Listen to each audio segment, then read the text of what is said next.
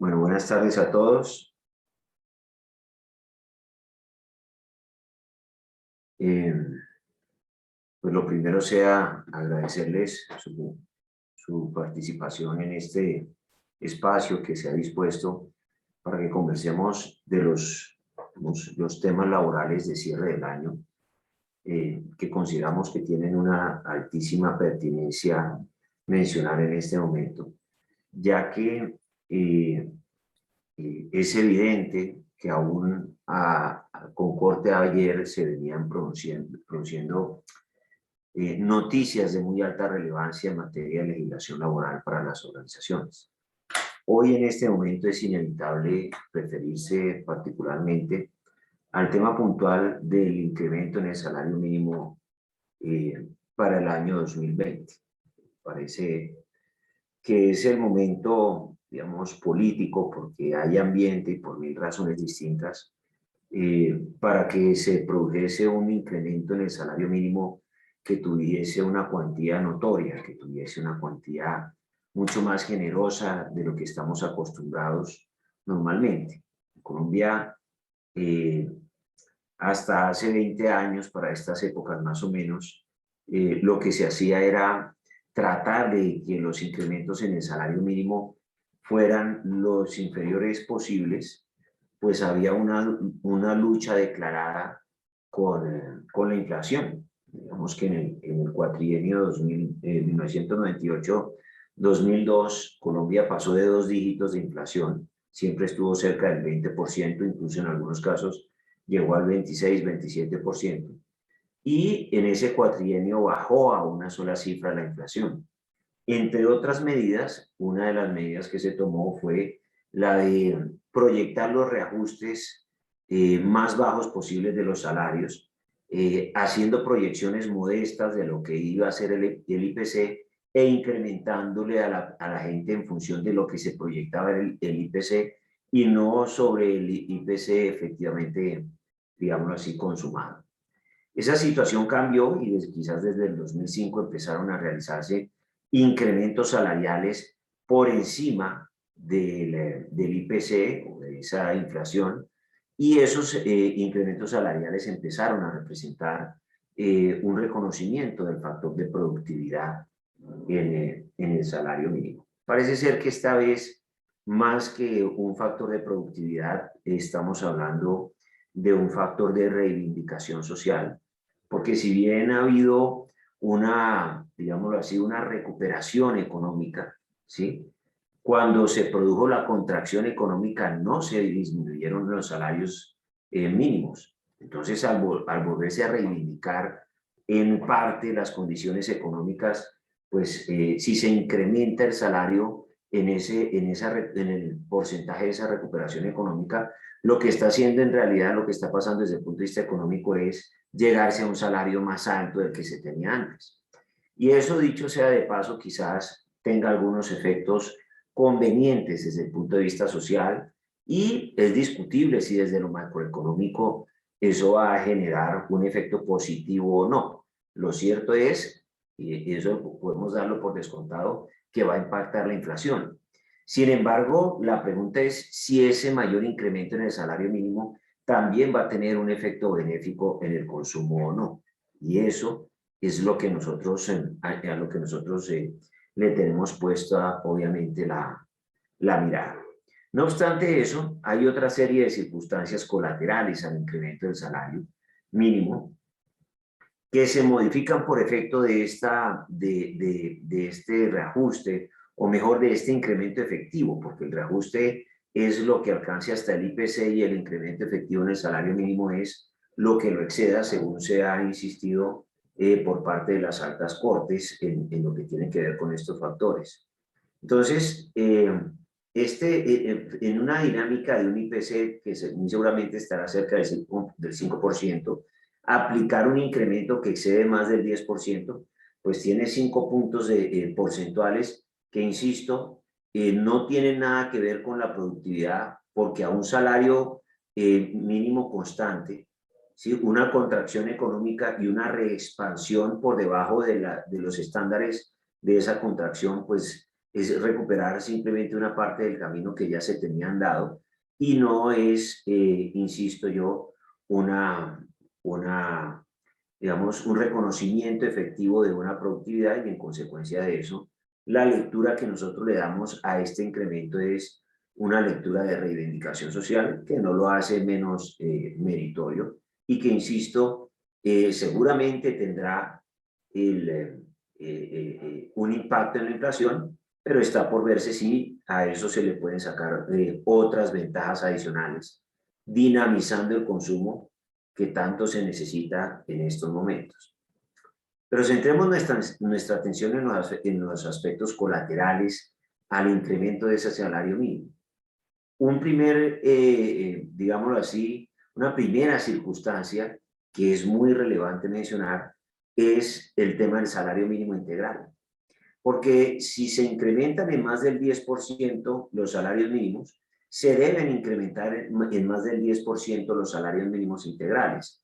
Y si uno hace una sumatoria consolidada de lo que ha pasado, de lo que se ha reajustado el salario por encima de los IPCs entre el 2005 y el 2021, vamos a encontrar que ya llevamos cerca de 15 puntos porcentuales por encima del IPC y eso se va, digámoslo así, comiendo de manera casi invisible esa línea salarial que tiene reajustada la gente que estaba en el salario mínimo integral.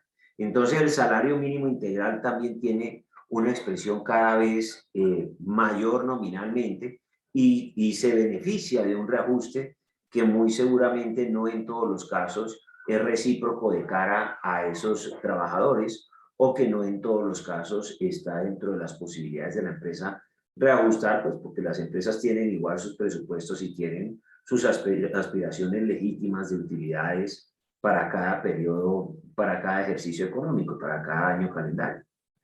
Entonces, esa situación nos está llevando a preguntarnos si es momento de volver a mirar hacia los salarios ordinarios.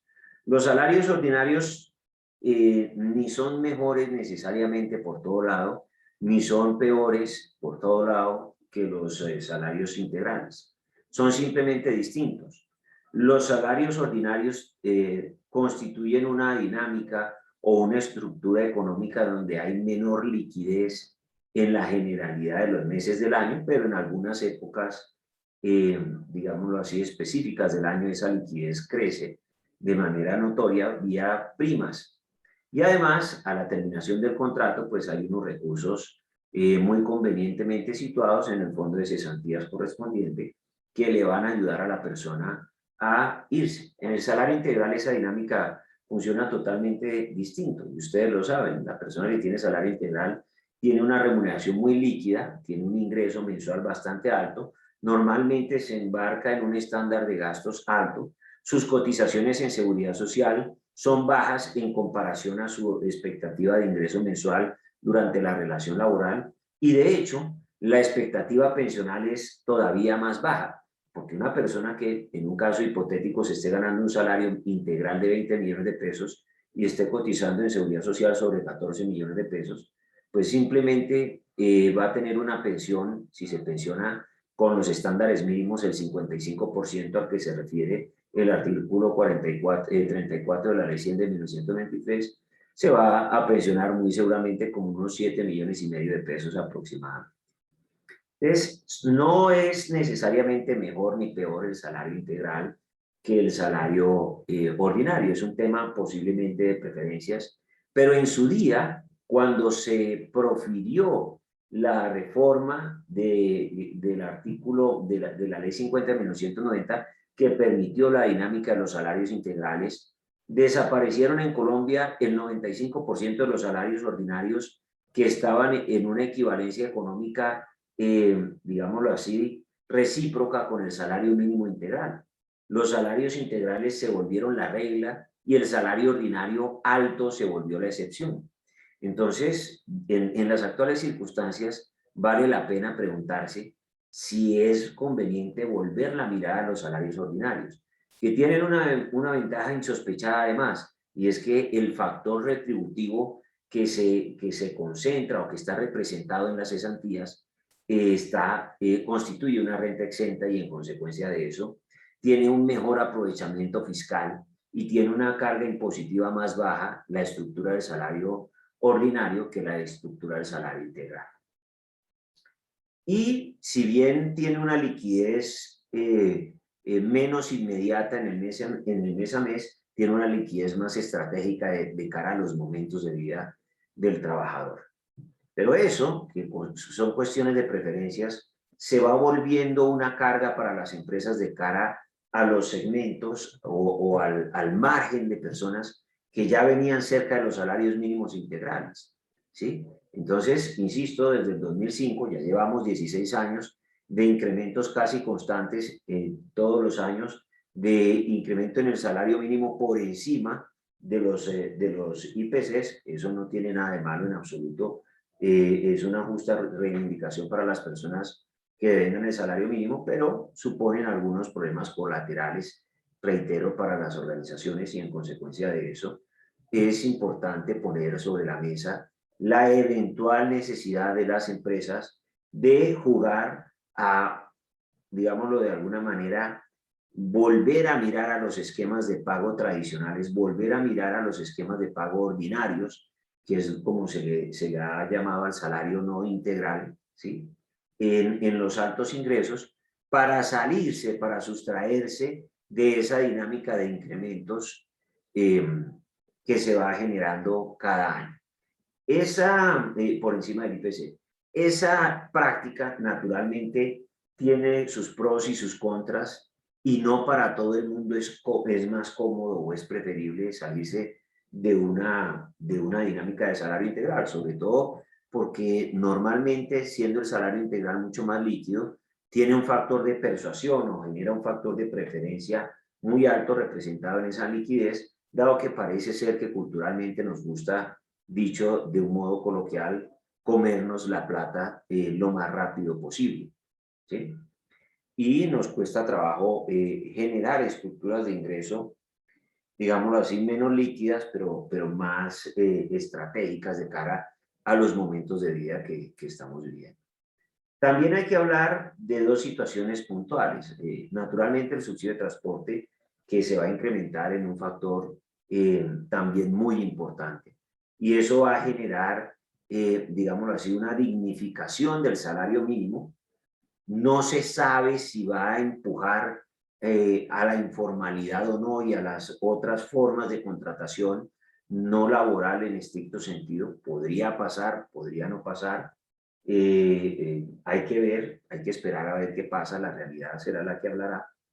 Pero ese tema del salario mínimo también impacta, y hay que decirlo, los umbrales a partir de los cuales se deben reconocer dotaciones, y se deben reconocer también por parte de las cajas de compensación los subsidios familiares. Esos dos factores, sobre todo el de la dotación, constituyen una carga económica adicional en cabeza de las empresas, y en consecuencia de eso, esa carga también se va a empezar a modificar a medida que se van produciendo esos cambios en el salario o estos incrementos cada vez más notorios, digamos, del salario mínimo. Naturalmente cerraría el tema diciendo que, por lo menos desde lejos, desde afuera, parecería una obviedad que un mejor salario mínimo suponga unas condiciones de vida más adecuadas, más civilizadas, un mejor acceso a, digámoslo así, a una vida digna en el contexto social. Sin embargo, no se deben descuidar esos otros temas colaterales, sobre todo porque quien asume esas cargas financieras es simplemente la empresa, no es el gobierno nacional. Las cajas de compensación hacen reparto de la plata que les entra según la cantidad que les alcanza, con unas fórmulas que ellos aplican y que están derivadas de la ley. En consecuencia de eso, ellos tampoco van a ser perdedores inmediatos del reajuste del salario mínimo que se está realizando. Y consideramos nosotros que, en todo caso, hay que manejar eso con cierta, digámoslo así, prudencia, porque si se enfatiza esta dinámica de una manera agresiva y quizás irresponsable, sí pueden haber efectos macroeconómicos adversos y una pauperización de las condiciones laborales formales, ¿sí? Cuando la relación laboral es costosa, la reacción de las empresas y de los comerciantes, sobre todo de las pymes, es naturalmente la de recurrir a estructuras no formales de trabajo, es decir, contratos de prestación de servicios o simplemente adquisición de bienes y servicios por órdenes de servicio, etcétera, etcétera, etcétera. Dicho lo anterior, también hay que decir que para el 2021, para estas últimas semanas del 2021, se ha producido una dinámica muy interesante. Esa dinámica está representada por las nuevas formas de fiscalización de la UGPP sobre el PAEF y el PAP. El PAEF, que es el programa de subsidios al empleo formal, aquel en el cual aquellas empresas que tengan empleados por nómina, que se les cotice formalmente seguridad social, se les reconoció un subsidio equivalente al 40% de un salario mínimo por cada empleado activo sobre el cual se estuviese recibiendo efectivamente el salario, y adicionalmente a eso no se tuviese novedad de suspensión ni de licencia no remunerada, y además hubiese trabajado todo el mes. Y todas esas condiciones que están en el decreto 639 del año pasado y las resoluciones que lo desarrollaron, ¿sí? Ahora viene la UGPP a recoger las advertencias que hizo en su día, porque la dinámica de la estructura de la asignación de esos subsidios era muy sencilla. Yo tenía que simplemente recoger unas certificaciones que me preparaba el contador público y presentar esas certificaciones y una comunicación a un banco comercial cualquiera que yo escogiera, idealmente en el banco en el que yo tuviera un producto financiero, cuenta de ahorros, cuenta de crédito, cuenta corriente, perdón, etc. Y en su día, pues muchas personas y muchas empresas sobre todo aprovecharon ese PAEF y ese PAP, que tenían un requisito respecto de los ingresos, porque no era para todo el mundo, sino para las empresas que mostraran una disminución de sus ingresos en un comparativo que supusiera un decrecimiento en facturación o en ingresos contables de por lo menos un 20% en comparación a febrero del año 2020, que se considera el último mes, digamos, de normalidad económica en Colombia. La pandemia y el confinamiento estricto empezaron muy cerca de la mitad de marzo de 2011. Ya el 11 de marzo estábamos todos encerrándonos en la casa, ¿sí? Entonces, insisto, febrero, por esa circunstancia, fue uno de los raseros de comparación, y el otro rasero que se permitió fue el mismo periodo del año inmediatamente anterior, esto para empresas que estuvieran constituidas y vinieran, digamos, funcionando desde diciembre de 2019 por lo menos. Y estas empresas recibieron estos beneficios y ahora están recibiendo una serie de requerimientos de información. ¿Por qué? ¿Por qué estaban generando o recibiendo requerimientos de información? Muy sencillo. Porque en su día los requisitos para acceder al PAEF eran unos requisitos que no suponían una revisión detallada de la contabilidad de las empresas. Simplemente con que se afirmara la disminución en los ingresos de la organización y se acreditara adecuadamente la nómina de empleados sobre la cual se podía tener acceso al subsidio, ¿sí? Y la utilización, además del subsidio, pues ya con eso se hacían las empresas acreedoras a ese subsidio. Sin embargo, no tenía para la época ni la DIAN ni la UGPP un sistema de monitoreo en tiempo real de lo que estaba pasando en materia de pagos a los trabajadores, porque recuerden ustedes que la nómina electrónica, que sí tiene esa cualidad, apenas entró en vigencia este año. Debemos estar ya preparando el grupo 1, que son las empresas más pequeñas, para entrar en la dinámica de nómina electrónica. Entonces, ante la carencia de ese detalle de información contable en tiempo real de lo que estaba pasando, pues lo que terminó sucediendo es que la UGPP ahora se voltea y pide auxiliares contables que Idioma contable no es nada distinto a los detalles de esos pagos de esas organizaciones y sobre esos, digámoslo así, esas erogaciones laborales, y ahora van a revisar si las empresas tenían o no derecho a acceder al subsidio. Y hasta ahí uno dice, pues, ¿qué tanto se puede perder si es que lo peor que puede pasar es que me pidan de regreso el subsidio? Pero recuerden algo, y es, si el subsidio, si yo llego a perder el subsidio por haber utilizado documentación que no era veraz totalmente, pues lo que va a pasar es que de ahí en adelante voy a perder los subsidios de los meses subsiguientes. Eso está tanto en el decreto 639 como en la resolución que lo desarrolló, tema número 1. Pero tema número 2, recuerden ustedes que en Colombia, desde la época de los 80, se vienen presentando fraudes con subsidios. Por eso el artículo 403 del Código Penal incorporó un delito, ¿sí?, que se llama aprovechamiento indebido de subvenciones. ¿Eso qué quiere decir? Que si yo fui beneficiario de un subsidio y con mala intención defraudé o engañé a la UGPP finalmente, que fue quien hizo las cuentas de quienes tenían derecho o no al subsidio, ¿sí?, para hacerme acreedor a ese beneficio, pues estoy inmerso en una potencial pena, ¿sí?, de entre, si no me falla la memoria, 6 y 9 años de prisión. Delito que parece ser escarcelable, pero pues no quisiéramos estar digámoslo así, en el contexto de un proceso penal, el representante legal de la empresa en un proceso penal por una circunstancia de esa naturaleza, y en consecuencia de eso consideramos que hay que tener muchísimo cuidado, sin perjuicio además de que sobre eso hay responsabilidades fiscales ante la Contraloría, etcétera, etcétera, etcétera.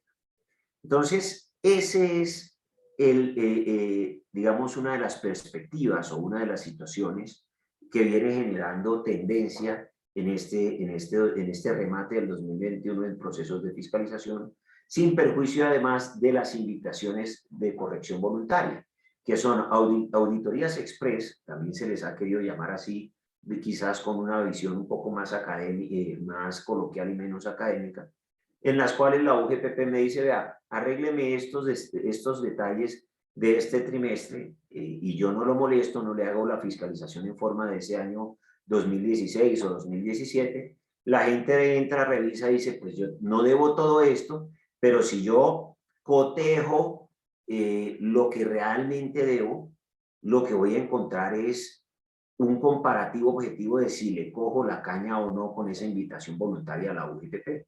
Lo que nosotros planteamos es que la generalidad de las organizaciones no tienen la información suficiente para saber si esa invitación a corregir de la UGPP es tentadora o no. Tenemos clientes en los cuales la UGPP les dijo, corríjame estos 100 millones de pesos, y sabemos que hay una contingencia de 3.000 millones por la falta de un pacto de exclusión salarial en las convenciones colectivas. Entonces, ante una contingencia de 3.000 millones de pesos, es mejor decirle a la UGPP, tome sus 100 millones de pesos, aquí no me venga a revisar, ¿sí? Y sale la UGPP, pero también tenemos el caso contrario. La UGPP llega a pedir 50, 60 millones de pesos, revisamos en la empresa, tiene un outsourcing de nómina, encontramos contingencias por 5 millones de pesos, entonces, ¿a son de qué vamos a aflojar 50 o 60 millones cuando sabemos que las contingencias reales solo son una pequeña fracción del valor que está pidiendo de manera express la entidad? Entonces, ante esos dos tipos de circunstancias, las fiscalizaciones sobre el PAEF y el PAC y los procesos de fiscalización express o invitaciones a pago voluntario, es que estamos rematando el año de cara a lo que está pasando en procesos de fiscalización de la UGPP. Voy a cederle el espacio a Giovanni para que converse también o recopile los temas más importantes que se han producido en materia laboral en el 2021, sobre todos esos temas, insisto, que fueron incidentes críticos, que generaron una mayor cantidad de rotación de consultas, de dinámicas de trabajo, de espacios de discusión con los clientes. Y en consecuencia de eso, los vamos a los vamos a invitar a que los escuchen. Vamos a darle en un minutico, en menos de un minuto, la palabra a Giovanni.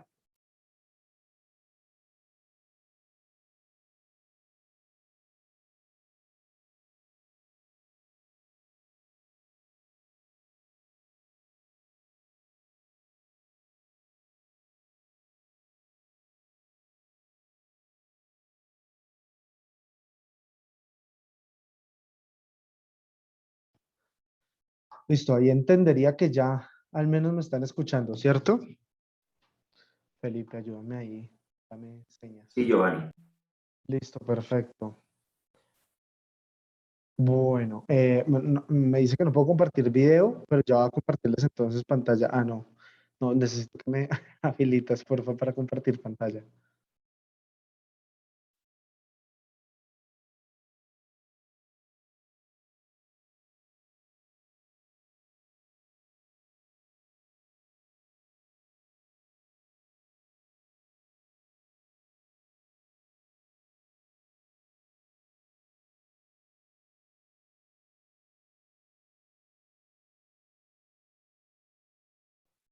Listo, ahora sí, entonces ya les voy a compartir pantalla. Ahí entendería también que ya me están viendo la pantalla. Sí, Gio.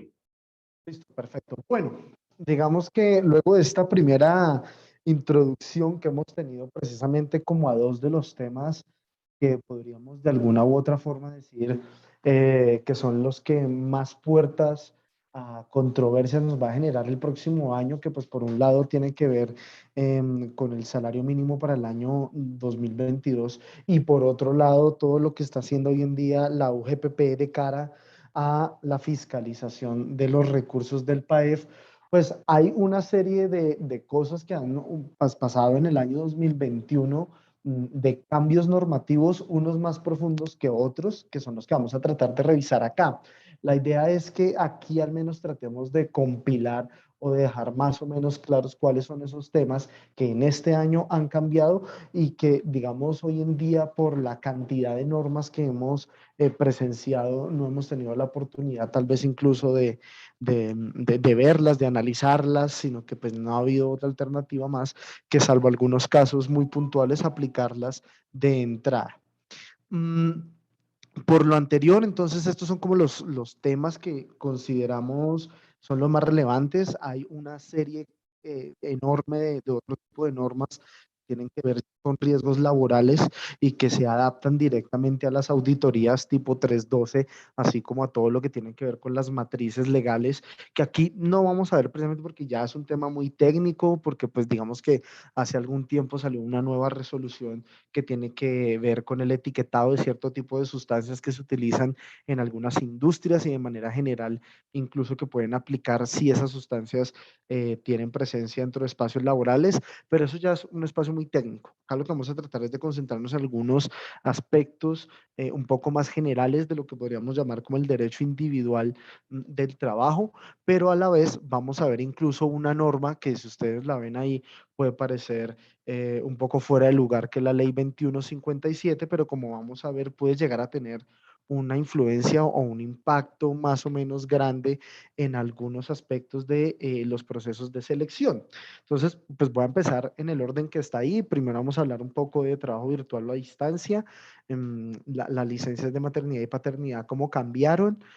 Luego pues, vamos a hablar de la disminución de la jornada laboral, que si bien no se va a aplicar en lo que resta del año, ni tampoco en el próximo año, sino hasta el año 2023, de acuerdo con una gradualidad que ya vamos a empezar a ver al detalle, sí nos abre la posibilidad de hacer una de varias cosas que hemos visto que en la práctica pueden llegar a tener un éxito alto o puede generar algunos problemas dentro del contexto laboral.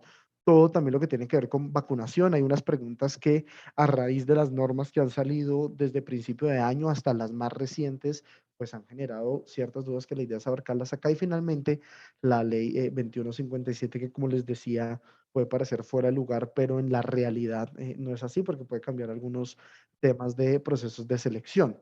En lo que tiene que ver entonces con el trabajo virtual o a distancia, nos toca irnos un poquito hacia atrás. Nos toca irnos hacia la ley 2069 del 2020 que se dio a raíz precisamente del contexto de pandemia en el cual aún estamos, y que se consolida como la ley básica de emprendimiento, aunque ya en años anteriores, como en el 2016, incluso en el 2010, ya habían salido otras leyes que tenían este tema, emprendimiento en Colombia.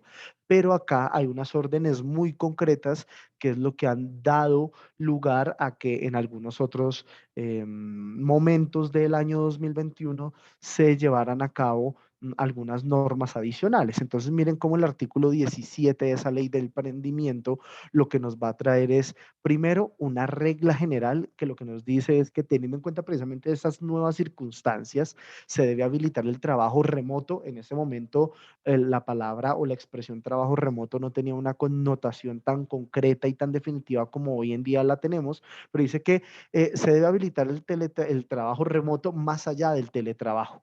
Como ustedes bien saben, hay una norma de teletrabajo que está desde el 2008 y que tal vez las mayores críticas que se le han hecho es lo estricto que es en su aplicación, la cantidad de obligaciones nuevas que trae para los empleadores que no la hacen tan atractiva y el hecho de que además yo tenga que pagar una suma de gastos de servicios públicos en favor del trabajador, que digamos hoy en día incluso se puede tratar de más o menos homologar a ese auxilio de conectividad que se ha impuesto vía primero decreto y hoy en día vía ley, ¿no? Pues digamos que miren que ahí está como el primer germen, si se quiere, de lo que ya después ha sido la legislación permanente que ha expedido el Congreso, porque ya hay una orden clara, que es precisamente que se debe establecer una forma de trabajo remoto más allá de esa modalidad que ya existía, que era el teletrabajo. Pero también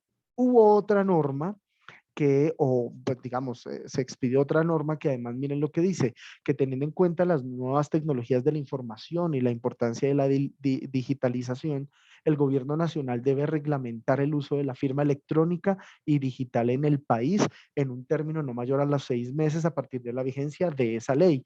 Y eso en el contexto particularmente laboral, lo que logró fue que se expidiera por parte del Ministerio del Trabajo el decreto 526 de 2021. Tal vez, digamos que a ojos de los expertos en temas legales digitales, realmente no es que hiciera falta una nueva norma, porque es que ya las normas que hay sobre firmas digitales y firmas electrónicas, que no son lo mismo, dicho de paso, ya estaban. Y esto era aplicable a todo ámbito. Entonces, no es tal vez redundante encontrarnos hoy en día con un decreto como el 526 del 2021 que lo que parece, o más bien, lo que parece no, lo que intenta hacer es regular tanto la firma digital como la firma electrónica para el contrato laboral. Pero es que miren que de pronto uno por el ejercicio diario de lo que hace se da cuenta que aun cuando un ejercicio normativo parezca redundante, muchas veces genera más preguntas que respuestas. Porque entonces sale un decreto como es el 526 reglamentando la firma de contratos laborales de manera electrónica y digital. Y la siguiente pregunta que te hacen es, ¿y qué pasa con los otros documentos laborales? Las certificaciones, ¿qué pasa con otro tipo de documentos como incluso muchas veces los mismos otros SIS han preguntado? Pues digamos que ahí la respuesta es mucho más fácil, porque pues si un contrato se puede firmar de manera digital o electrónica, pues con mucha más razón los otros SIS, porque modifican esa voluntad inicial.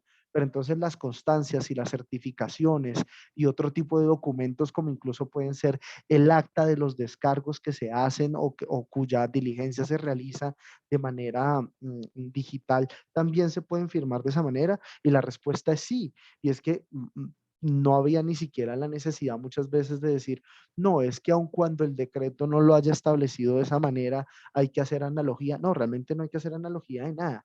Es que la firma digital y la firma electrónica vale por sí misma en cualquier tipo de documento, sea este público, sea este privado. Incluso en un determinado momento el ministerio sacó un protocolo digital para la firma de las conciliaciones que se hacían ante esta entidad. Y lo mismo hicieron los jueces de la República que llevan conciliaciones que cada vez son pocos, mm, establecieron también su propio protocolo, su propia plataforma para hacer la firma digital o electrónica de las actas de conciliación. Entonces, hoy tenemos que gracias también a la ley de emprendimiento en Colombia, lo que se dio fue la oportunidad de hacer mucho más masiva la firma digital y la firma electrónica en documentos con relevancia laboral de manera general. Entonces, no nos quedamos en que solamente es el contrato laboral que se puede firmar de esta manera, no.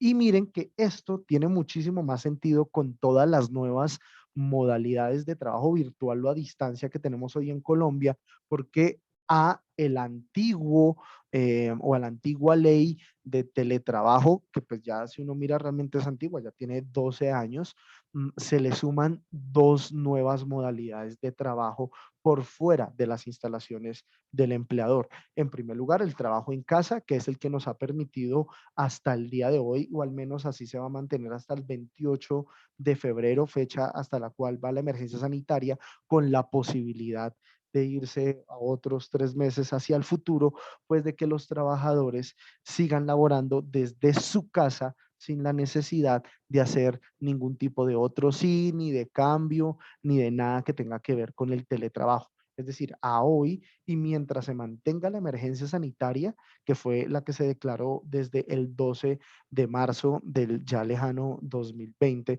pues lo que vamos a tener es precisamente la posibilidad de trabajar desde casa.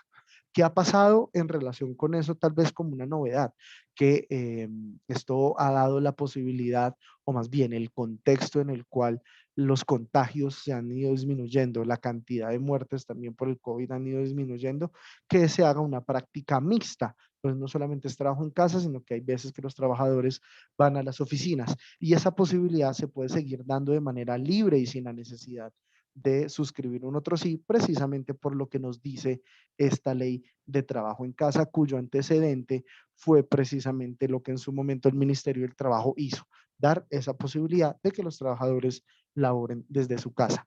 Ley 2088 de 2021, que incluso originalmente lo que dice es que el trabajo en casa se puede aplicar a aquellas circunstancias en las cuales un trabajador, por cualquier razón, no puede asistir al lugar de trabajo habitual y que por ende le toca quedarse en su casa y que puede laborar de esta manera. Y para ello da un término inicial de 3 meses prorrogables por otros 3. Pero también dice, ojo, que si la situación que imposibilita al trabajador ir a las instalaciones del empleador se mantiene, pues la opción de trabajo en casa va a durar mientras dure esa circunstancia. En este caso, como ya le hemos dicho, incluso como lo ha aclarado la Corte Constitucional en muchas de sus sentencias, lo que hay que tener en cuenta realmente para todas estas legislaciones de carácter temporal dadas por el COVID es la emergencia sanitaria que, como les comento y les insisto, va al menos por ahora hasta el 28 de febrero. Y finalmente, a esta modalidad de trabajo, que es el trabajo en casa de la 2088, se suma una que puede incluso ser la solución para muchas otras empresas que viendo que incluso, y lo hemos visto mucho en el sector de tecnología, que no tienen la posibilidad de contratar personas en aquellas ciudades o en aquellos lugares que tienen oficinas físicas, pues directamente todo lo manejan de manera remota. Y entonces aquí lo que uno puede ver es que se pueden presentar algunos tal vez conflictos o de alguna u otra manera choques en lo que puede ser el ámbito de aplicación del teletrabajo, sobre todo en la modalidad de móvil. Como ustedes bien saben, el teletrabajo tiene 3 modalidades que son el autónomo, que es básicamente la persona que está todos los días desde su casa y que asiste a el lugar del empleador de manera excepcionalísima. El suplementario, que es aquel tipo de teletrabajo que le permite al trabajador ir a su casa a partir de 2 días y a partir de eso pues ya se entiende que es un teletrabajador suplementario y el teletrabajo móvil que es mucho más escueto si se quiere ver incluso de cara a lo que nos presentan las otras dos modalidades de teletrabajo, primero porque no hay la necesidad de adecuar un, un sitio de trabajo dentro del domicilio, porque la ley ya nos dice que el teletrabajo móvil es aquel que no necesita de un espacio físico determinado para desarrollar mm, las actividades, sino que directamente se va a desarrollar casi por el aparato celular o por ejemplo, aparatos como el tienen las tablets. ¿Sí? Entonces, digamos que hay unos contextos en los cuales la línea que divide el teletrabajo móvil del trabajo remoto no puede ser tan clara, pero es una invitación clarísima, esta ley 2121, a aplicar el trabajo remoto a aquellas circunstancias en las cuales uno puede llegar a tener trabajadores que sí necesitan un espacio completo de trabajo, pero que están en un lugar en donde yo puede que ni siquiera tenga instalaciones. Y esto se refleja sobre todo en la manera en la cual se dice que los trabajadores deben suscribir los documentos. Entonces acá dicen, todo se tiene que hacer de manera digital. No hay ninguna forma, ninguna circunstancia, al menos de entrada, que obligue al trabajador a asistir a las instalaciones del empleador, porque todo se puede manejar de manera digital y electrónica. Que uno lo que veía es que aun cuando el teletrabajador era autónomo, es decir, este que nunca aparece en las instalaciones de la empresa, pues al menos para ir a firmar el contrato tenía que ir a las instalaciones.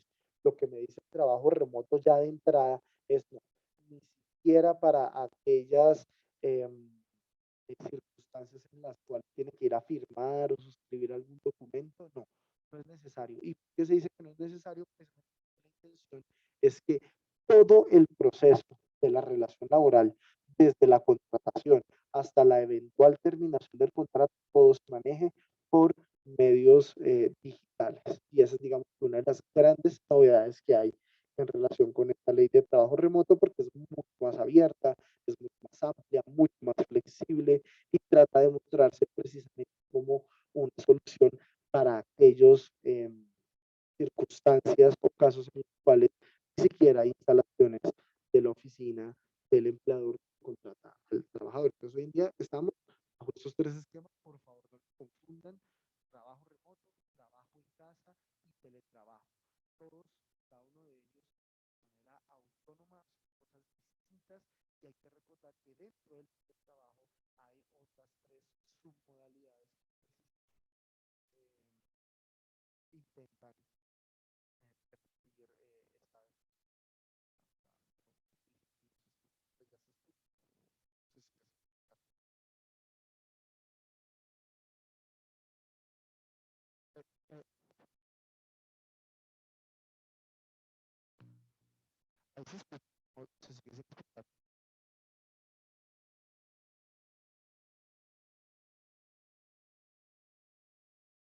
Aló, Giovanni, es que te perdimos tu sonido. A ver si puedes revisar qué está pasando con tu micrófono.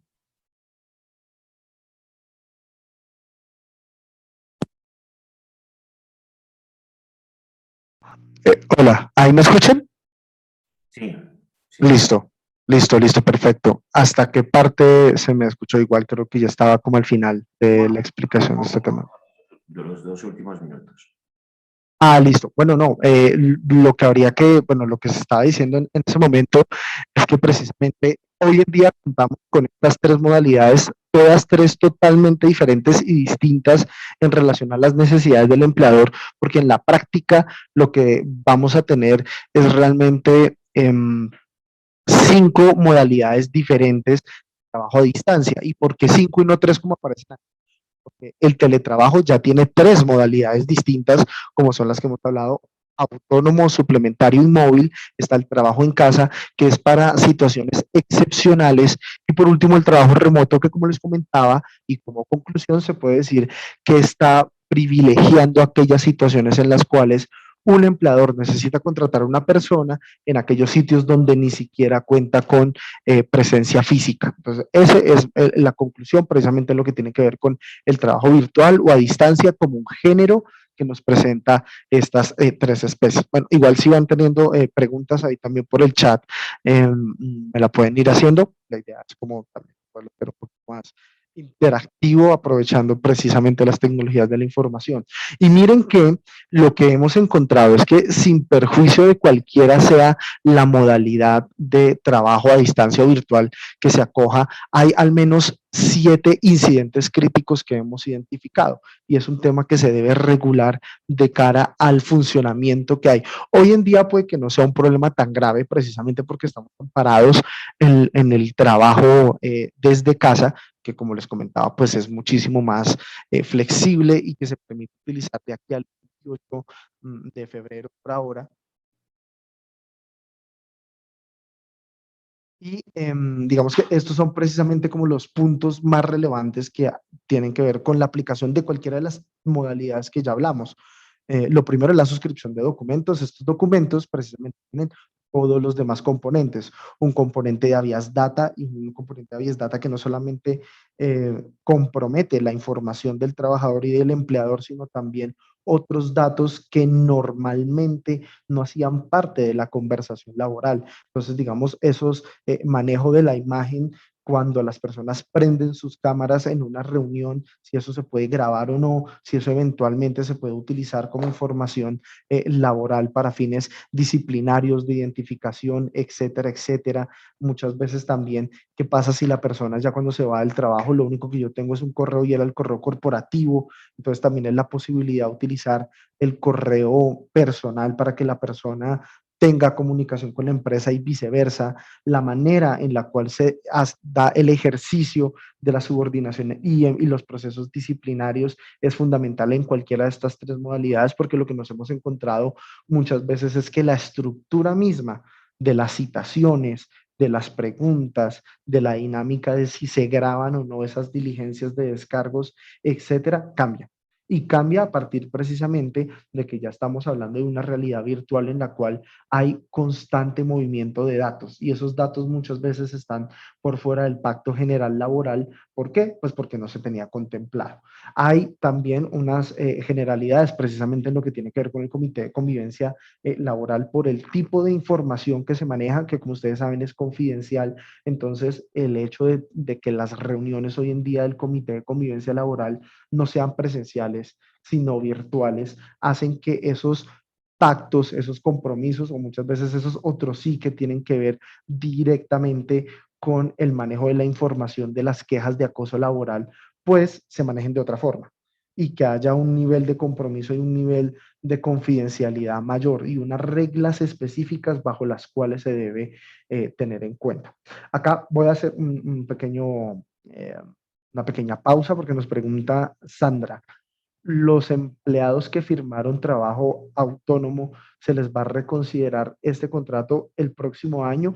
Pues mira que eso depende de la necesidad que tenga la empresa de cara a la actividad que hace el trabajador, porque hoy en día todas las personas que desde antes ya venían con el acuerdo de teletrabajo, cualquiera que fuera este, suplementario, autónomo o móvil, pues en principio siguen allí, porque es que el trabajo en casa se establece como una excepción al trabajo presencial por las circunstancias en las que estamos hoy en día, pero no generó una excepción de cara a las personas que ya estaban en teletrabajo. Ahora, lo que podemos ver, y de hecho eso es uno de los puntos que al final Felipe va a tocar, es que las necesidades puede que vayan cambiando en la medida en la que esto me genere más o menos conflictividad de manera individual o colectiva con los trabajos, con los trabajadores. Entonces, el hecho de que hoy en día haya una persona que esté en teletrabajo autónomo, pues a esa persona y a esa empresa no le afecta para nada que la emergencia sanitaria llegue hasta el 28 de febrero y que a partir del 1 de marzo ya no. ¿Por qué? Porque de todos modos el esquema se va a mantener exactamente igual. Tal vez lo que hay que revisar es cuál es la modalidad de trabajo que más les sirve a mis trabajadores y no a todos, porque miren que si algo pudo reflejar la pandemia es que no todos los trabajadores están hechos para todas las modalidades de trabajo que se ofrecen. Entonces puede que a través de un estudio que se pueda llegar a hacer sobre los trabajadores, llegamos a concluir, es que hay unos trabajadores que a mí me sirven mucho más que estén full teletrabajo y ahí hagamos entonces el teletrabajo autónomo, pues entonces dejarlos ahí. ¿Por qué? Porque son más proactivos, porque les sirven mucho más a los resultados, porque les gusta estar en su casa, se sienten cómodos y son más productivos, pero puede que haya otros que digan, no, definitivamente yo en mi casa todo el día no puedo estar porque me distraigo más, porque tengo problemas familiares y de pronto el hecho de venir al trabajo para mí es mucho mejor. Entonces, a esas personas que hay unos días que sí, unos que no, pues entonces formulemos la posibilidad de que sea teletrabajo suplementario. Y si definitivamente hay personas que no les sirve estar desde su casa y que necesitan estar siempre, pues entonces no hagamos ningún cambio y ya incluso hoy en día podemos estar aplicando en virtual virtud de lo que dice la resolución 777, el teletrabajo presencial de manera continua y permanente. Entonces, más allá de los cambios normativos, lo que hemos identificado es que cuál es la modalidad de trabajo que le sirve a la empresa, aquella que haga que su trabajador de manera particular e individual lo haga más eficiente y efectivo. Y aquí me hacen otra pregunta. Si tengo personal teletrabajador, ¿le puedo realizar cambio por otro sí a remoto o trabajo autónomo? La respuesta es, por supuesto que sí. Todos los cambios que se puedan hacer, por supuesto, de mutuo acuerdo, porque pues digamos que todas estas modalidades son voluntarias. Bueno, y todas estas es teletrabajo y trabajo remoto, porque ya como lo vimos, trabajo en casa es un tema excepcional por ciertas circunstancias que no permitan al trabajador ir a las instalaciones del empleador. Pero entonces, si digamos, lo que vamos a hacer es una transición de teletrabajo suplementario a teletrabajo autónomo o de teletrabajo suplementario a trabajo remoto, se puede hacer. De hecho, la ley de trabajo remoto habla concretamente de la posibilidad de conversión, entendiendo esta como que en cualquier modalidad que esté el trabajador puede pasar a remoto sin ningún problema, siempre y cuando sea voluntario. Y sigue la pregunta. Al realizar el cambio se debe cumplir con la misma norma de teletrabajo de cuando, ¿qué? En cuanto a lo exigente que es adicional en el teletrabajo, ¿qué debo reconocerle al trabajador? Pues mira, bueno, ahí hay un tema importante que el mismo nivel de exigibilidad de obligaciones del teletrabajo no se replica en el trabajo remoto. El trabajo remoto, si queremos verlo de alguna manera, es el mundo intermedio entre lo que es el trabajo en casa, que básicamente no nos exige nada, y el teletrabajo, porque mira que en el trabajo remoto no hay una exigencia tan drástica de tener que ir a acomodar un sitio de trabajo y que tenga que ir la ARL y que tenga que ir yo y que tiene que cumplirse con de temas alrededor de ello. Pero ojo, porque esto no significa que no haya que pagar un auxilio a modo de gastos de Internet o de servicios públicos. Eso se replica en el trabajo remoto, pero pues digamos que al hacer una planeación un poco más al detalle de las necesidades y del costo que esto me implica, a fin de cuentas puede ser un poquito mejor el trabajo remoto que el teletrabajo, porque el teletrabajo detrás me significa un costo administrativo muchísimo más grande que el que hay en el trabajo remoto. Entonces, digamos que en términos generales, el trabajo remoto es un poco más light en relación con el teletrabajo, por lo que se puede decir que es una buena alternativa para algunos contextos laborales. Y bueno, digamos que siguiendo precisamente como con estos incidentes críticos que hemos identificado, pues también está algunos temas relacionados con el cambio de domicilio del contrato y del trabajador, que no es lo mismo, porque es que miren que el hecho de que un trabajador esté en una ciudad determinada no implica que entonces porque esté en el sistema de teletrabajo se pueda ir de su ciudad y no me cuente, porque esto tiene una influencia en muchas cosas. Entonces miren cómo en el teletrabajo, por ejemplo, yo tengo la obligación de adecuar un espacio de trabajo para mi trabajador dentro de su domicilio. Y si él se va para otro lado y no me avisa, eso es una falta. Eso es una falla que él tiene respecto al contrato, porque entonces también me está haciendo a mí incumplir mi falta, que es la de adecuarle el sitio de trabajo. Entonces, miren que, y esto también se puede replicar otra clase de problemas en lo que tiene que ver con las herramientas de trabajo, porque entonces si yo tengo un trabajador en teletrabajo y teletrabajo autónomo en Bogotá y decide irse a Cali, ¿no? Y se acaba el contrato, digamos que él me renuncia, ¿qué pasa con las herramientas de trabajo? ¿Quién tiene que asumir el costo de enviar el computador? Y si había silla, o si había otro tipo de herramientas, ¿quién lo debe asumir? Pues la respuesta dependerá de cómo fue que se dio ese traslado de la persona a la otra ciudad. Si no me avisó, ya entra ahí un incumplimiento contractual y digamos que de alguna u otra manera me está generando el daño de tener que incurrir en unos gastos adicionales para repatriar, si se quiere, esos instrumentos de trabajo, porque fue algo que se hizo por fuera del ámbito del domicilio del trabajador, domicilio en el cual yo debo desarrollar la dinámica de teletrabajo. Por eso es importante hablar de un domicilio del contrato y un domicilio del trabajador, porque es el domicilio del contrato el que me va a marcar ciertas realidades. Ahora, puede que un trabajador me pida a mí que se va a trasladar para otro lado y eso se conceda a modo de permiso, aun cuando esté bajo la modalidad de teletrabajo. Y esto me cambia, como les digo, muchas realidades sobre todo económicas de cara a este tipo de temas, sobre todo herramientas de trabajo, traslados de personal, etcétera, etcétera, etcétera. Y muy de la mano con eso el tema de las herramientas de trabajo que cada vez tiene una connotación mucho más compleja porque pues hoy en día entendemos no solamente como herramienta de trabajo el celular, la silla, el computador, sino que también hay software que se puede entender como herramienta de trabajo y toda la reglamentación contractual laboral debe darse allí. El uso de la información también como herramienta de trabajo, el hecho de que por más que esté desde su casa, esa información no la conozca un tercero que no queremos que la conozca, como puede ser la familia del trabajador, o incluso muchos datos sensibles, o el simple hecho, que esto es muy importante, el simple hecho de prohibirle a los trabajadores que no se conecten a redes de Internet públicas por el tipo de información que hay y la posibilidad de ser hackeados.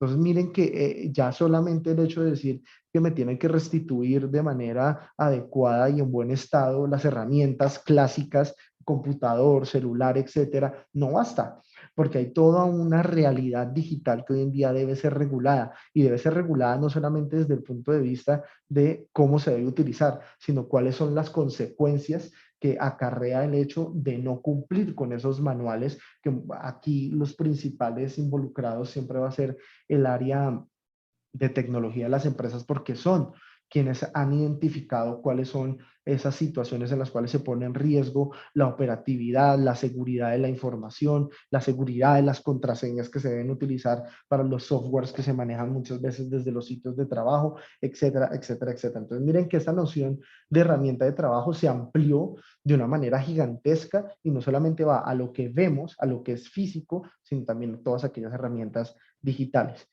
Y por último, en cuanto a los incidentes críticos, pues está la jornada y horario laboral, porque pues incluso miren que ya está pendiente de sanción presidencial el proyecto de ley que habla sobre desconexión laboral. Hay que ver realmente cuál es el alcance de ello, porque pues digamos que a través de lo que ha dicho el ministerio en este último año, junto con aquellas normas que han salido, que son precisamente trabajo en casa y trabajo remoto, pues el tema de la desconexión laboral es sencillamente la aplicación de las normas generales sobre jornada y sobre horario, pero pues de manera digital. Digamos que acá volvemos a esa necesidad colombiana de redundar en muchas normas que ya existen, porque es que más allá, el derecho a la desconexión no es otra cosa distinta a la posibilidad de terminar con la jornada y el horario laboral, que son nociones distintas, y ya. Y más allá de esta jornada y de este horario, pues yo no estoy atado a mis obligaciones laborales, porque pues si me las van a hacer exigibles, pues es porque me van a pagar horas extras, ¿no? Y ahí es realmente donde empieza el tema del conflicto con estos últimos incidentes críticos relacionados con jornada y horario laboral. Otro de los cambios que tuvimos acá, no me voy a detener tanto, tienen que ver precisamente con la licencia de paternidad, la licencia parental compartida y la licencia parental flexible de tiempo parcial, que esta última es la que yo creo que más dolores de cabeza le va a dar a las personas que manejan nómina, porque básicamente lo que me está diciendo esta licencia parental flexible es que mediodía es de licencia y mediodía de trabajo. ¿Cómo se va a llevar eso a la práctica en las nóminas? Es precisamente el reto que vamos a tener al próximo año, porque pues hasta ahora las licencias parentales flexibles de tiempo parcial no han tenido mucha acogida, más bien la licencia parental compartida sí. ¿Qué es esto? Bueno, lo primero es que la licencia de paternidad ya no es una semana, sino 2 semanas. 2 semanas. Y tiene la posibilidad de aumentarse mm, bueno, unas semanas más de acuerdo con la disminución que haya del desempleo estructural, que eso es una cifra que manejan, entre otros, el Banco de la República y el Ministerio de Hacienda junto con el Ministerio del Trabajo. Entonces, lo que nos está diciendo, lo que nos están diciendo es que la licencia de paternidad, si bien a hoy puede ser de 2 semanas, en años venideros puede ser mayor si se disminuye el desempleo estructural, pero con un tope de hasta 5 semanas. Es decir, en el mejor de los casos, en el caso en que la licencia de paternidad aumente, solamente va a poder ser hasta de 5 semanas. Nos preguntan acá, 2 semanas, ¿son días hábiles o calendario? Como es un término utilizado de la manera general al decir 2 semanas, pues se entiende que son calendarios, o sea, toman 14 días, ¿sí? Como para que más o menos se entienda, ¿sí? Si una persona entró a licencia paternidad un martes, pues la primera semana se cumple el lunes de la siguiente semana y la segunda semana pues se cumple al lunes de la semana subsiguiente. Estos términos muchas veces se tienen que entender calendario, sobre todo por una razón interpretativa, que es la manera en la que el domingo juega el día como descanso remunerado. Entonces, miren que al hablarme la ley deliberadamente, no deliberada desde el punto de vista malo, sino desde el punto de vista de la interpretación de la norma, al hablarme de 2 semanas, pues esas 2 semanas están contemplando el domingo, porque si no fuese así, la pregunta sería, ¿cómo remunero yo el domingo de descanso?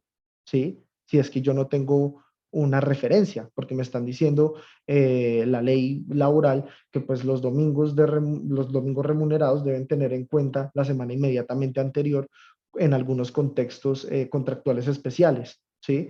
Pero entonces, si no fuera de corrido o si no fuera contemplando el domingo, pues se me generaría esa pregunta que sería muy difícil de contestar. Entonces, cuando la ley me habla, en este caso de 2 semanas, se deben entender que son de corrido, porque pues digamos no en este contexto no hay la necesidad de distinguir entre hábiles y no hábiles. No, para la norma, las 2 semanas son de todos los días que esta abarque. Entonces, eso en lo que tiene que ver con la licencia de paternidad. La licencia parental compartida es la posibilidad que tiene padre y madre de distribuir las semanas de la licencia de maternidad a partir de la semana número 13 hasta pues la 18. Entonces, esto lo que nos va a permitir es que eh, la madre disfruta las 12 primeras semanas y digan o acuerden, porque esto tiene unas condiciones, que la semana 13 y la semana 14 las disfruta el padre. Entonces es el padre quien va a estar de licencia, mientras que esas 2 semanas la trabajadora va a su sitio de trabajo. Y entonces la semana 15 y 16 las vuelve y las retoma la trabajadora. Entonces esas 2 semanas las va a trabajar eh, el esposo o el padre, pues, y la mamá, pues, va a estar de licencia y así. Lo que me dice la ley es que este tipo de compartibilidad de las semanas de la licencia no implican que entonces se distribuyan esas semanas, entonces que al mismo tiempo van a estar disfrutando la madre y el padre de las semanas que se han distribuido, no. Esto se debe respetar, es decir, en total debe haber 18 semanas calendario de licencia de maternidad. Otra cosa es que de la 13 a la 18 se pueden distribuir al padre o a la madre dependiendo de lo que ellos hayan acordado y lo que le hayan notificado al empleador dentro de los primeros 30 días, ojo, dentro de los primeros 30 días al nacimiento del menor y siempre y cuando esto cuente con el aval del médico tratante. Entonces miren que no necesariamente es tan fácil y tan sencillo como decir yo voy a tomar una semana o voy a tomar otra, porque debe haber un acuerdo que se debe pasar al empleador dentro de esos primeros 30 días y además debe estar validado por el médico tratante. Entonces miren que no es tan fácil. Y lo siguiente es la licencia parental flexible de tiempo parcial, que a lo que va es que entonces, en el caso de la madre, y quedémonos que en el caso de la madre, digamos que de la semana 13 a la semana 18, todas esas semanas igual se las va a tomar la madre, pero las va a tomar en la modalidad de licencia parental flexible a tiempo parcial. ¿Qué significa eso? Que si tenemos de la 13 a la 18, es decir, 6 semanas en las que se puede aplicar esto de la licencia parental flexible de tiempo parcial, pues se pueden convertir en 12 semanas. Esas 6 semanas automáticamente se convierten en 12. ¿Por qué? Porque medio tiempo va a ser de trabajo y medio tiempo de licencia, pero el total se debe haber disfrutado todas las semanas de la licencia. Entonces, claro, como se empezaron a disfrutar mitad de trabajo, mitad en licencia, pues entonces eso hace que el tiempo doble la cantidad de semanas que hacía falta por disfrutar. Y esto también es aplicable a las semanas de licencia de maternidad que agarra el padre como licencia parental compartida. Es decir, que hay casos en los cuales se pueden presentar las dos figuras, que haya licencia parental compartida porque hay unas semanas de la licencia de maternidad que va a tomar el padre con posterioridad a la semana 12, pero que además la van a hacer flexible de tiempo parcial, lo que dobla el tiempo de la licencia, pero que a fin de cuentas va a tomarse o va a tenerse en cuenta como de licencia parental flexible tiempo parcial. Y esto, como les comentaba, pues va a generar alguno que otra pregunta a las áreas de nómina, porque entonces, ¿cómo hago para reflejar en la nómina qué parte o qué días fueron de licencia de maternidad y cuáles de trabajo? Aquí puede haber algunas soluciones que, dependiendo del impacto, pueden tener alguna connotación u otra. Entonces, acá parece que tengo una... Hay forma de negarse, como empleador no, como empleador no, pero hay que tener en cuenta lo que les comentaba, no es una licencia fácil porque pues primero debe haber una autorización del médico tratante, o sea, en lo que tiene que ver con las dos nuevas modalidades de aplicación que son la licencia parental compartida y la licencia parental flexible de tiempo parcial, pues es el médico tratante quien termina validando el acuerdo al cual han llegado los padres. Entonces, es por eso que no se ha aplicado hasta ahora, es por eso que no ha tenido mucha acogida, pues porque toca hacer todo ese procedimiento. La idea es que ya haya un acuerdo antes del parto para que sencillamente el médico tratante lo único que diga es avalarlo, y se debe avalar con posterioridad al nacimiento porque es el nacimiento y las condiciones del nacimiento las que marcan si hay la posibilidad de hacer las distribuciones respectivas. Eso en lo que tiene que ver con la licencia de maternidad y paternidad de la ley 2114 del 2021. Esta parte ya es un poco más divertida porque pues ya como ustedes saben, a partir de la ley 2101 del mes de julio del 2021 se ordena la disminución progresiva de la jornada laboral para pasar de 48 horas, como es hoy, como lo dice el artículo 161, a terminar en una jornada de 42 horas en el año 2026. Esto, como les digo, es de materia de forma progresiva. Entonces, a partir de julio del 2023 la jornada va a ser de 47 horas, en el 2024 va a ser 46, pero a partir del 2025 se va a haber una disminución de 2 horas a lo anterior.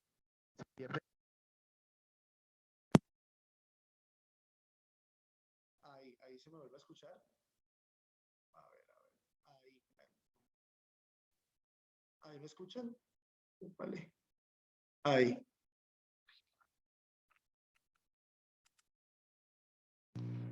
Ahí. ¿Mejor? Sí, listo, perfecto. Es que yo no sé, esto es un rato, ¿sí ven? Trabajo virtual. Bueno, aquí entonces el tema principal precisamente tiene que ver con, más allá de lo que ya me dice la ley, porque la ley ya está como quedó y quedó como... Hay algunas personas que dicen, pues bueno, nos dejaron hasta el 2023 para tratar de alguna u otra manera de generar excepciones, porque claro, hay unos sectores que sí van a ver su productividad muy comprometida en razón a la cantidad de horas que se trabajen. ¿Por qué? Por la manera en la que se factura, por la manera en la que se genera los productos que se hacen, muchas veces en el sector real, muchas veces en el sector agropecuario, muchas veces en el sector industrial, el impacto sí es distinto a lo que, por ejemplo, puede llegar a pasar en el sector servicios.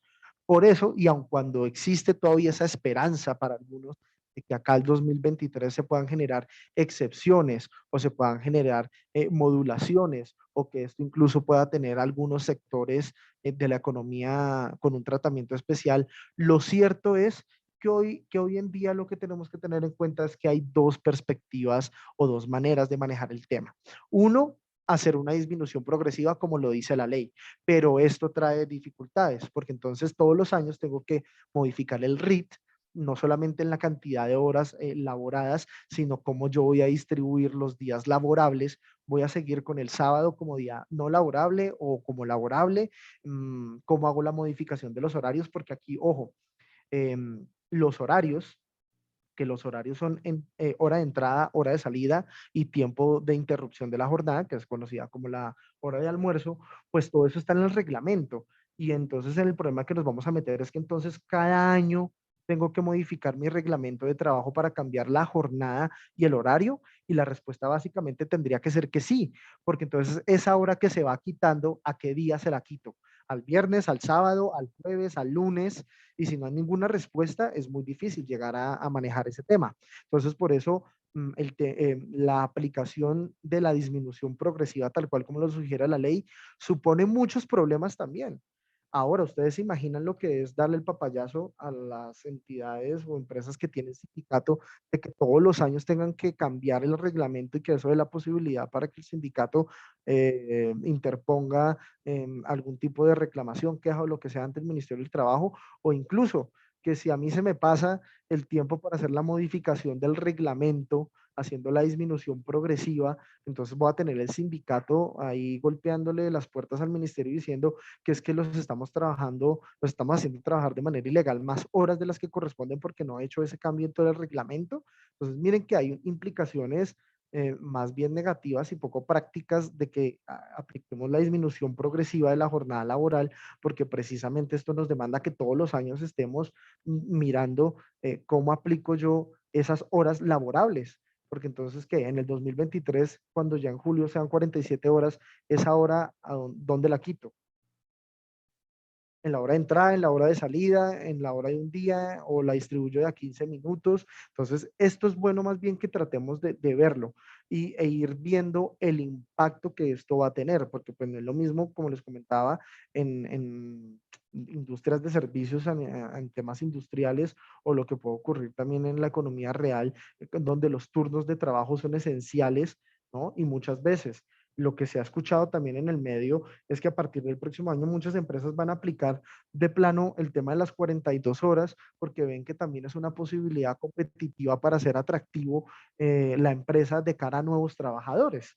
Entonces miren cómo también ese factor de puedo atraer mejor talento humano si ya de una vez estoy aplicando esta norma puede suceder. Entonces todas estas son variables que la ley nos pone a ver, pero definitivamente el tema de la disminución progresiva tal vez es la forma menos adecuada de aplicar esta disminución de la jornada laboral. Entonces, miren esto, digamos, por ese lado, hay unos detalles de cómo se cambian algunas jornadas especiales, como la jornada por turnos del 165, etcétera, pero pues digamos que entrar en esa particularidad en algo tan general como lo hemos querido hacer hoy, pues no valdría la pena, pero esto es para que lo tengan muy presente. Si bien esto va a empezar a aplicar a partir del 2023, tenemos todo un año para ver realmente el impacto que esto tiene y decidir si vamos a seguir la disminución progresiva que nos propone la ley con todos los inconvenientes que hemos hablado o si hacemos una disminución anticipada, la cual incluso podemos llegar a vender en aquellos casos en los cuales el personal es difícil de conseguir como un valor agregado de nuestra organización.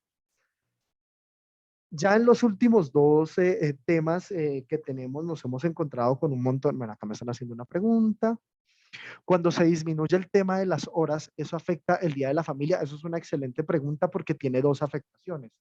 Hay una primera afectación que tiene que ver con esas horas de capacitación, recreación, etcétera, que trae el artículo 29 de la ley 50 del 90, que lo que me dice es que cuando una empresa tiene más de 50 trabajadores y laboran la jornada máxima legal, entonces a mí me toca asegurarle al trabajador o a los trabajadores 2 horas de su jornada para actividades de capacitación o jornadas de recreación. Esa se afecta porque esa se elimina una vez entre en vigencia esta norma. Y lo mismo ocurre con el Día de la Familia, pero en el Día de la Familia sí hay una pregunta o hay unas dudas de implementación porque entonces lo que se dice es, esa disminución se tiene que hacer en qué momento, al 2023 o al 2026. Muchos han interpretado que como la ley lo que dice es que cuando entra en vigencia lo del artículo anterior, es decir, la disminución, es decir, a partir del 2023. Pero en efecto, va a tener esos dos impactos, que ya no va a haber la necesidad de aplicar lo de las 2 horas de capacitación o recreación que trae el artículo 29 de la ley 50 y que el Día de la Familia tampoco va a empezar a ser obligatorio. Esa sí más bien es una muy buena noticia, la verdad. Entonces, eso por ese lado. Volviendo entonces al tema de vacunación, voy a ser como muy como concreto en esto, porque pues digamos que la idea es darles un poquito de claridad. Lo primero, ¿es obligatoria la vacunación para trabajadores? No, no. Lo único que se ha hecho obligatorio y no obligatorio, es que eso, la precisión conceptual, ahí sí es muy importante. No es que hoy en día la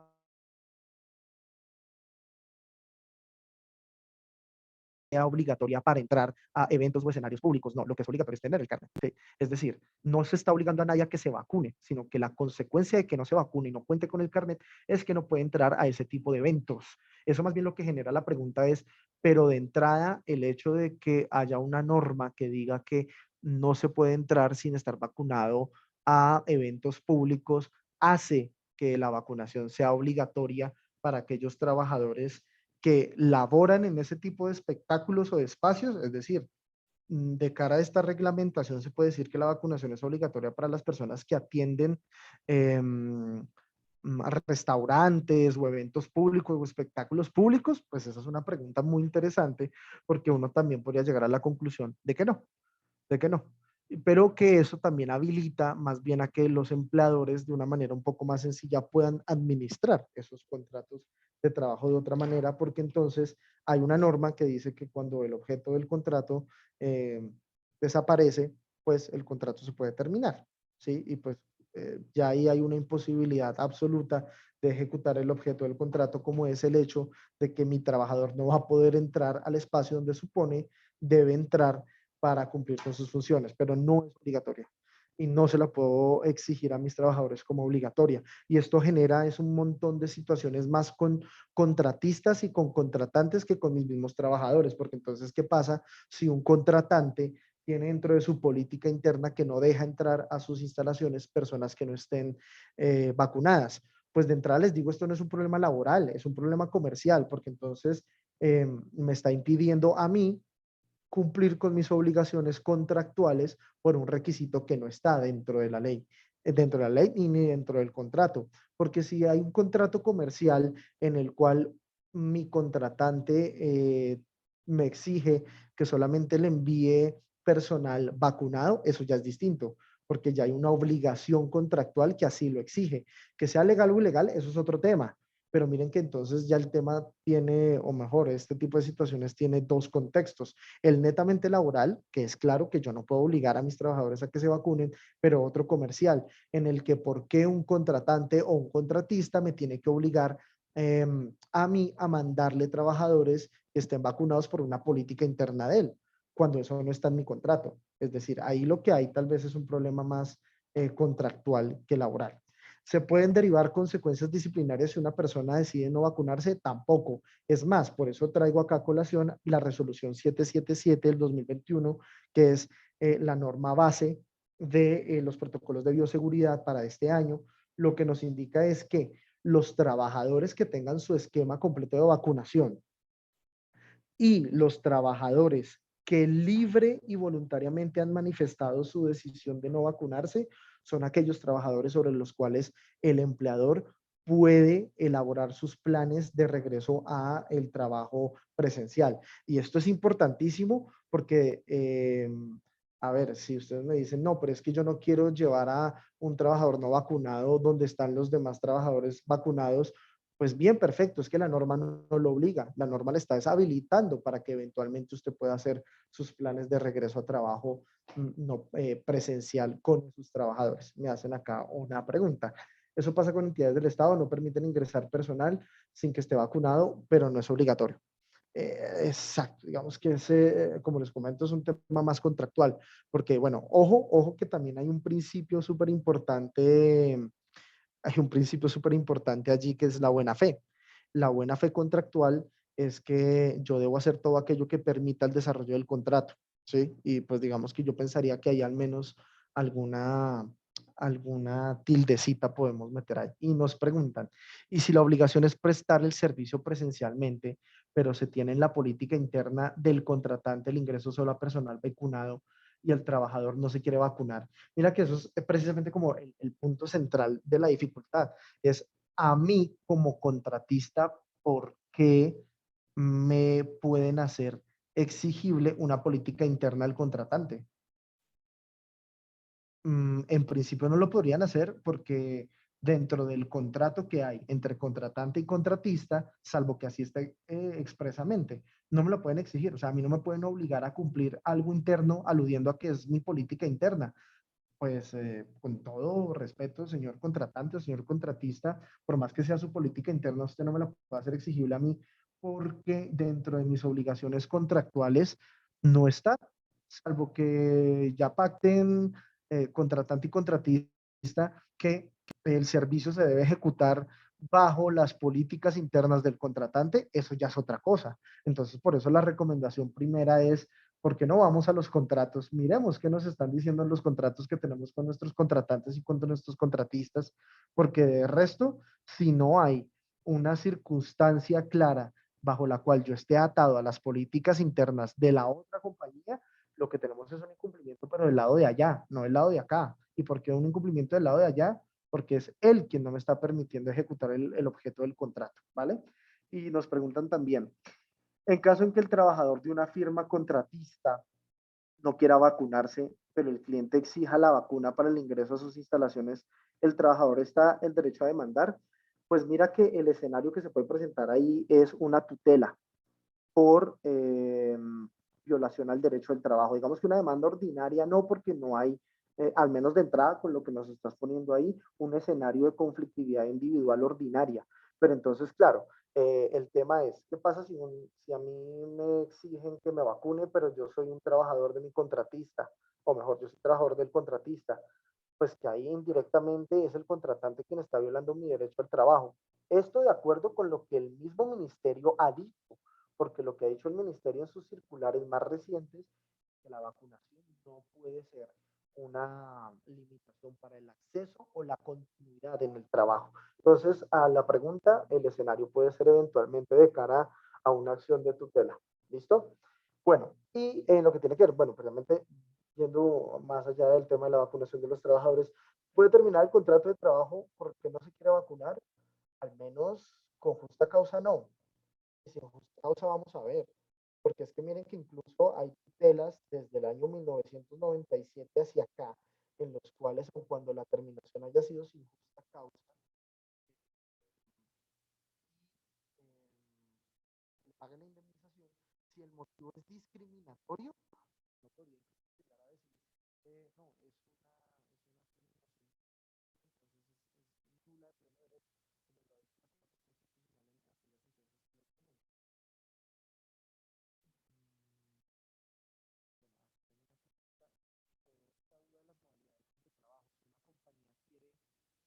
trabajar 3 días, 2 días de casa, ¿qué modalidad de trabajo puede adoptar?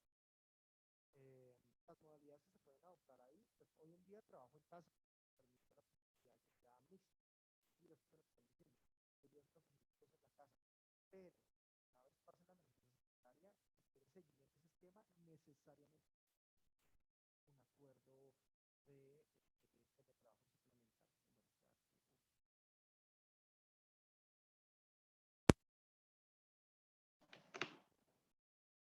Aló, aló, aló. ¿Ahí me escuchan? Ahí entendería que sí, ¿cierto? Yo no sé qué le pasa ahora a este micrófono. Bueno, entonces, como les decía, si hay un esquema en el cual hoy en día una persona trabaja 2 días desde la oficina y 3 desde su casa, no hay problema porque estamos todavía cobijados sobre trabajo en casa. Pero si después del 28 de febrero se termina definitivamente la emergencia sanitaria y queremos seguir bajo ese esquema, necesariamente suscribir un otro sí de teletrabajo suplementario. Y bueno, finalmente, ¿puedo exigir pruebas de COVID a mis trabajadores? Sí, si yo asumo el costo de ellas. Y es así de claro. Y así lo ha dicho el ministerio, que dice, mire, si ya hay una resolución como la 777 que me dice que ya los planes de trabajo presencial se hacen es con base en trabajadores vacunados y aquellos que han manifestado que no se quieren vacunar, pues ya no hay lugar al tema de prohibir el ingreso de personas en general, ¿no? Por el tema de pruebas. Y si usted quiere conocer el estado de salud de sus trabajadores, usted debe asumir ese costo. Eso también lo ha dicho el ministerio de manera muy clara. Y bueno, el tema final que les traigo acá, que es el más como raro, tal vez si se quiere, viene con la ley 2157 del 2021, pues se ha conocido como la ley de borrón y cuenta nueva, me trae un apartado muy especial que puede llegar a tener algún tipo de repercusión en los procesos de selección. Y dice, a partir del punto después de crediticios, en ningún caso se podrá consultar esta información, es decir, la información financiera, para fines de toma de decisiones laborales y no podrá utilizarse para fines diferentes al análisis o cálculo del riesgo crediticio del titular del dato. Esto, digamos, tal vez es una respuesta que en el sector financiero muchas veces se ha impuesto no pagar o no contratar a personas que están reportadas. Esto tal vez parecería que apunta a ello, a que yo no puedo tomar una decisión de índole laboral como es la de contratación o no contratación de una persona por el hecho de que esté en, reportada en data crédito, por ejemplo. ¿Sí? Entonces, digamos que esto va ahí. ¿Qué pasa con esta norma? Que no tiene una consecuencia establecida, es decir, eh, la norma no dice, sin embargo, si se hiciere, pues entonces lo vamos a multar. No. Entonces esto en el único camino que nos pone es en que vía tutela se haga efectiva, es decir, que una persona se dé cuenta que no la contrataron por tener reportes financieros negativos y en ese caso entonces puede decirle a un juez de tutela es que no me contrataron por una razón discriminatoria y en violación de la ley, que es lo que me dice acá. Entonces, esa es como la última norma que quería comentarles en este resumen como muy ejecutivo al respecto. Y aquí, bueno, finalmente voy a devolverle un momento a Felipe la voz, si me permiten un segundo, ya aviso. Ah,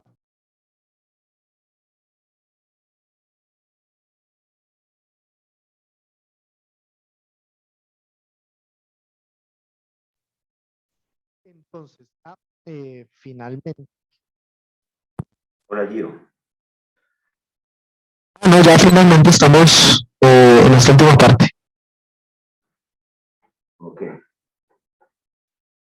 Bueno, entonces, pues lo que vamos a encontrar es, para el próximo año lo que esperamos es que haya ambiente, digamos, para mayor conflictividad laboral, ya que de alguna manera los fallos de la Corte Suprema de Justicia están tomando una posición muy ácida hacia las empresas y se están revocando muchas tendencias conceptuales que habían consolidado jurisprudencia en estrados judiciales y que ahora cambian. En consecuencia de eso, los asuntos más importantes sobre los procesos laborales, por ejemplo, la discusión de si un pago constituye o no salario, sobre si digamos, si una disponibilidad constituye o no hora extra,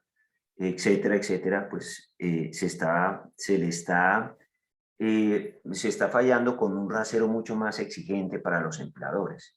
Eso quiere decir que debemos ser todavía más cautos en todo cuanto se decide en los procesos, en la consultoría del día a día, teniendo en cuenta que la Corte Suprema de Justicia, insisto, pues va a tener, si las cosas llegan a procesos judiciales, va a tomar posiciones muy complejas en contra de las empresas. En cuanto a la conflictividad colectiva, también esperamos un escenario, digamos, de proliferación de negociaciones. Parece que las reclamaciones sociales y las solicitudes de reivindicaciones de este tipo de derechos vienen haciendo carrera desde el punto de vista político y eso viene permeando la conflictividad laboral, que sumado a lo que viene diciendo la Corte Suprema de Justicia ha sido caldo de cultivo para que los sindicatos tomen un segundo aire y hagan enviones, digamos, todavía más fuertes a las empresas en sus procesos de negociación. La Corte Constitucional, por su lado, ha truncado muchas vías que se tenían de defensa para las empresas y eso hace todavía más complejo este tipo de procesos, por lo cual digamos que estamos viendo con mucha prudencia y con el ánimo de crear nuevas formas de negociación y de conectar con los sindicatos con los cuales nos vemos en la forzosa necesidad de negociar, de conectar para generar empatías y buscar formas de negociación más apoyadas justamente en esa empatía y no en una negociación de fuerza. Y finalmente, pues creemos que va a haber una necesidad de reestructurar los esquemas de pago variable, ¿sí?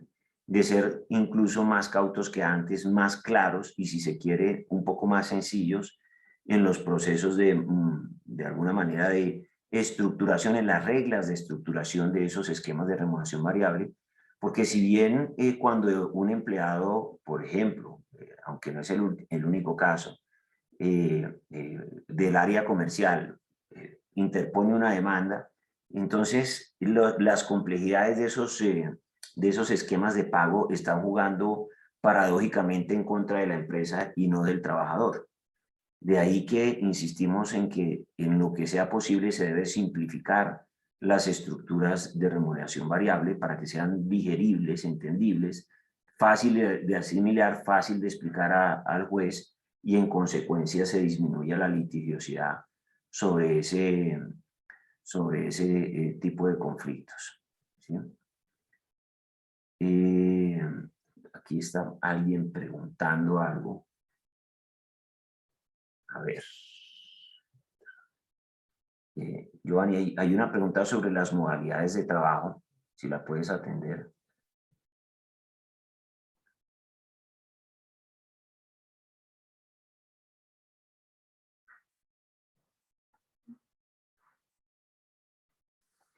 Bueno, y se pregunta sobre la ley 2157. Ahí me escuchan, sí. Sí, sí, sí. Bueno, no, pues es que principalmente uno podría pensar que esa norma principalmente va a los empleadores que son entidades financieras, porque precisamente son ellas las que han tomado, si se quiere, como costumbre, revisar la información financiera de prospectos de trabajadores para terminar decidiendo si los contratan o no. Miren que cuando vamos hacia atrás, digamos, en la presentación, lo que me está diciendo la norma es que en ningún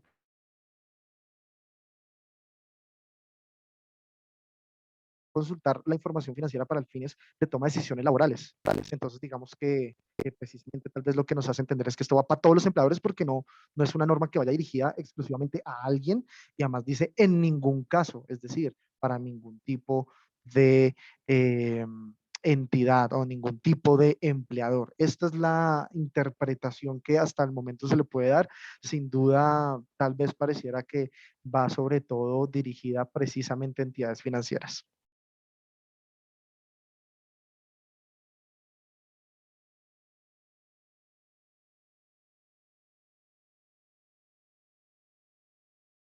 Bueno, dicho lo anterior, yo creo que con estas, digámoslo así, estas píldoras informáticas podemos cerrar la sesión. Queremos agradecerles a todos su interés y su tiempo en conversar con nosotros sobre estos temas, y pues muy pronto estaremos generando la programación para arrancar el 2022 con este tipo de eventos académicos, para que ustedes sigan en contacto con nosotros alrededor de los temas de actualidad en materia laboral. Muy amables por su atención.